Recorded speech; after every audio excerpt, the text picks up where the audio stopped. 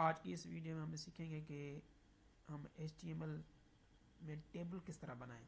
जिस तरह से कोई भी वेबसाइट होती है वहाँ पे टेबल्स होते हैं, कोई भी उसमें डेटा पड़ी हुई होती है, तो हम वो बनाएं किस तरह से। उसकी कोडिंग तो हम HTML में करेंगे, उसका आउटपुट हमें वेब ब्राउज़र में मिल जाएगा। तो वो टेबल्स बनाने के लिए HTML में हमने टेबल टैग का इस्तेमाल करेंगे। टेबल टैग ओपन किया हमने, इसके बाद टेबल टैग को क्लोज हमने कर दिया। ठीक है, जिस तरह के अनऑर्डर्ड लिस्ट और ऑर्डर्ड लिस्ट थे, इसी तरह से अब हम क्या करेंगे, इसमें हम TR tag, table row tag, क्योंकि टेबल में एक रो होती है दूसरे कॉलम, TR टैग को क्लोज करेंगे। अभी हमने टेबल बना दी, उसमें हमने एक कॉलम्स बना दी। अभी उसमें कॉलम्स लिखना क्या है, उसके लिए हम अलग टैग यूज़ करेंगे जिसका नाम होगा TH, माना टेबल हेडिंग। ठीक है, TH टैग, उसको हमने कॉपी कर दिया बिल्कुल इसी तरह से जिस तरह से हमने अनऑर्डर लिस्ट और ऑर्डर्ड लिस्ट सीखी थी कि एक टैग के अंदर दूसरा टैग था। तो टेबल टैग के अंदर TR टैग, TR के टैग के अंदर TH टैग। इसको हमने Ctrl+C करके कॉपी कर दिया, Ctrl+V, Ctrl+V,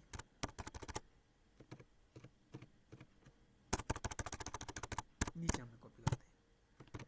ठीक है, हमने इसे फॉर एग्जाम्पल लिख दिया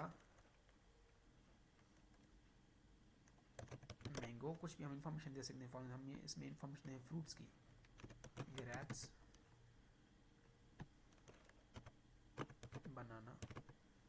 ठीक है, नेम्स ऑफ फ्रूट्स हमने लिख दिए। इसके बाद हमने क्या किया, एक और हमने बना दी TR टेबल रो बना दी, इसको हमने क्लोज कर दिया। और यहाँ पे हमने लिखा TD टैग, एक होता है TH, दूसरा होता है TD, दोनों में फ़र्क है मैं आपको बताता हूँ। इसको हमने क्लोज करेंगे,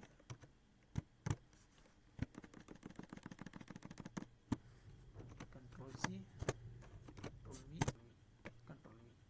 ठीक है, हमने इसमें वेजिटेबल्स के नाम लिखते हैं, फॉर एग्जांपल टोमेटो,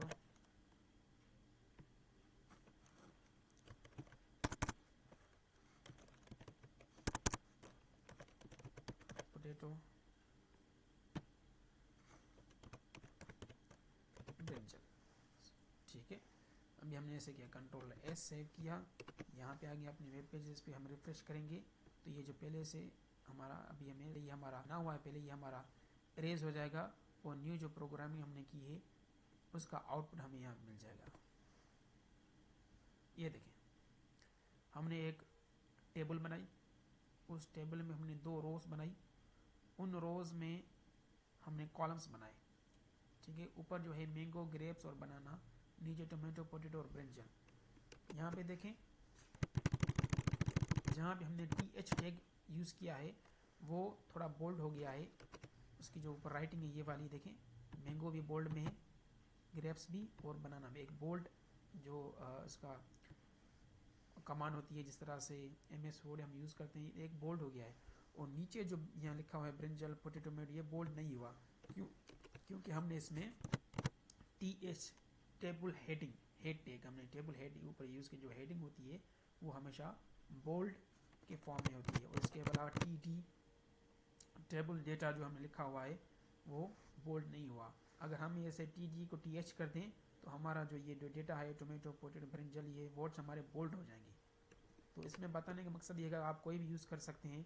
अगर किसी चीज़ को आपको हाईलाइट करना है, जिस तरह हेडिंग होती है वो हाईलाइट करनी होती है, बाकी जो डेटा होती है वो हम बिना हाईलाइट करे या फिर बिना बोल्ड के हम लिखते हैं, तो आप लिख सकते हैं, वो आपकी मर्ज़ी है। तो ये थी आपकी टेबल रो और टेबल कॉलम और TH टैग।